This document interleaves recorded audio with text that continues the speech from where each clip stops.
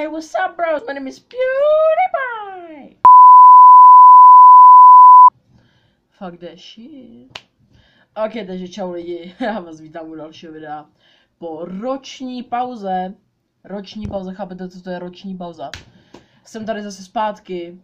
V renovovaném pokoji. Ne, není to renovovaný, je přestavený. Společně s Medvídkem Pů a motorkou.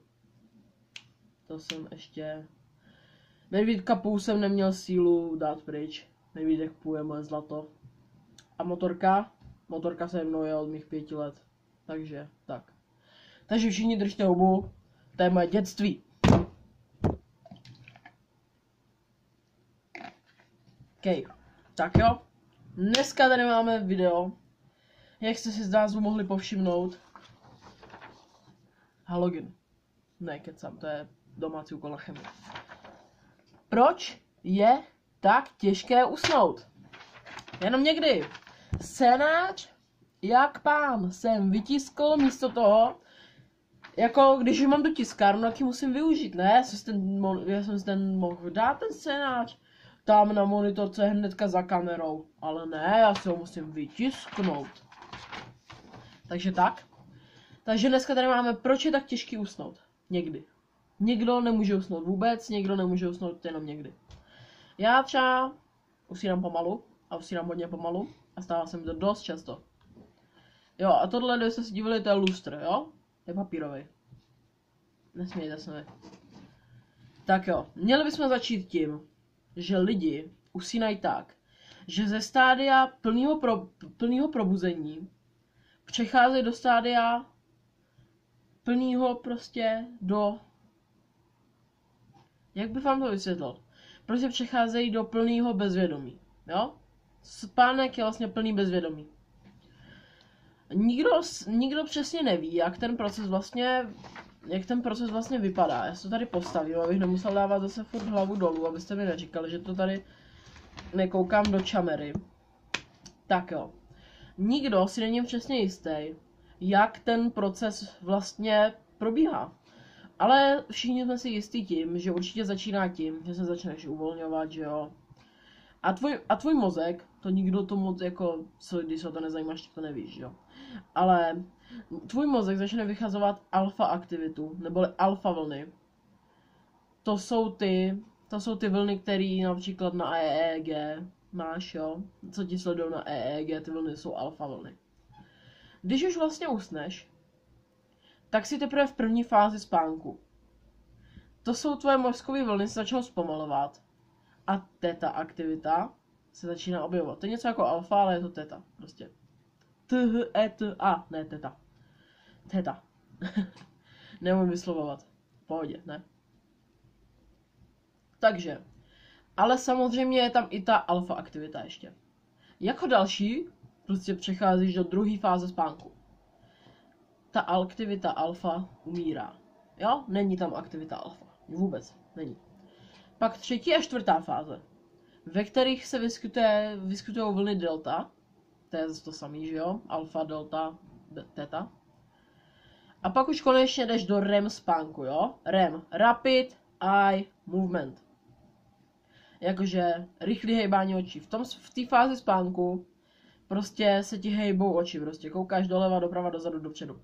Jo, prostě rotuješ. Rotuješ očima. Tam se vyskytují sny v této fázi spánku.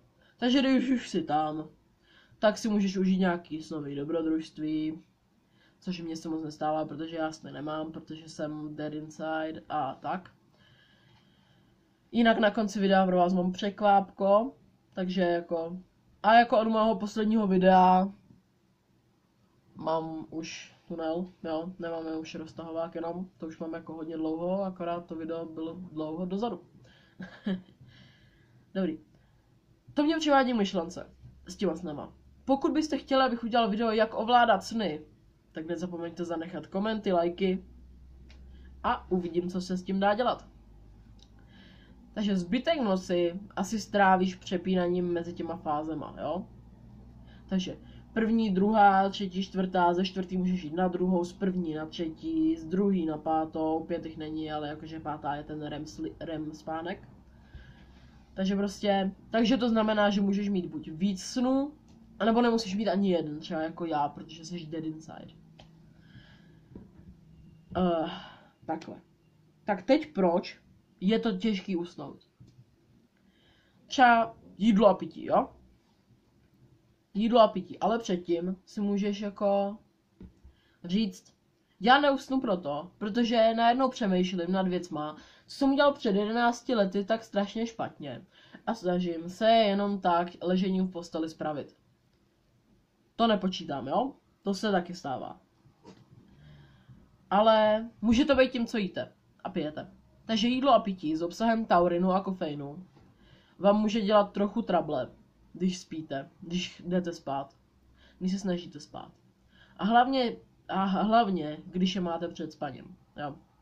To jako úplně, to asi každému dojde, že si nemá dát energetika, když se spát, jo. Protein nebo bílkoviny. Tady mám ten šitový protein z Alberta, jenom abych vám to ukázal, jo. Je to hnusný, musíš si do toho dát mlíko, banán a burákový máslo, aby to bylo dobrý. No, kdybyste někdo chtěl protein z Alberta, tak recept by Dominic. Nebo teda bílkoviny, jo. Protein, bílkoviny. To je kámen úrazu. Je hodně těžký na stravování, na strávení, jo. Je prostě, tělo ho potřebuje, je hodně důležitý, ale když se dáš před spaním, tak ho pomalu spaluješ a pomalu ho stravuješ. Což znamená, že tělo má víc věcí na práci a špatně se ti usíná. Jo. A ještě obsahuje tyrosin, teda aminokyselina, jo, je to aminokyselina, která pomáhá tvorbě neurotransmiterů, takže máš víc neurotransmiterů a zase se ti špatně usíná, jo. Takže před spaním nejes protein, nepij proteinový šejky, vajíčka na večeři jsou špatný, ryba na večeři je špatná, prostě maso na večeři bych nedával. Jako můžeš, ale víš co. Všichni víme, že pro člověka je těžší usnout. Pokud jsou blízko prostě hlasitý zvuky. Ale některý lidi říkají, že je pro ně těžký usnout, když je ticho. Když nejsou žádný zvuky okolo, takže je ticho. Že se jim nedaří usnout, že prostě usnou jenom když třeba hraje muzika, nebo máš video puštěný, víš jak. To je třeba jako já, mně se špatně usíná, když je ticho, jo. Já třeba si pustím nějaký YouTube video, more, jdu spát, jo, usnu. Nekoukám, nic, prostě neusínám, nejde mi to. Nemůžu usnout, jo.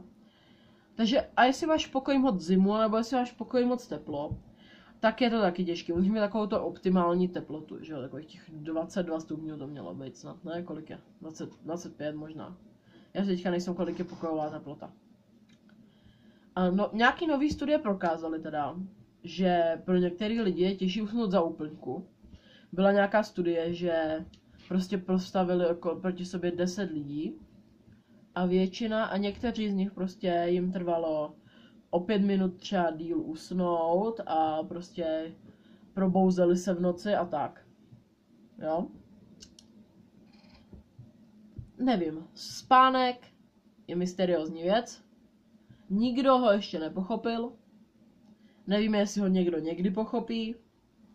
Nikdo neví, proč vlastně spíme.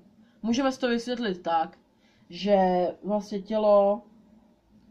Koukám na svoji ruku, vám řeknu proč za chvilku.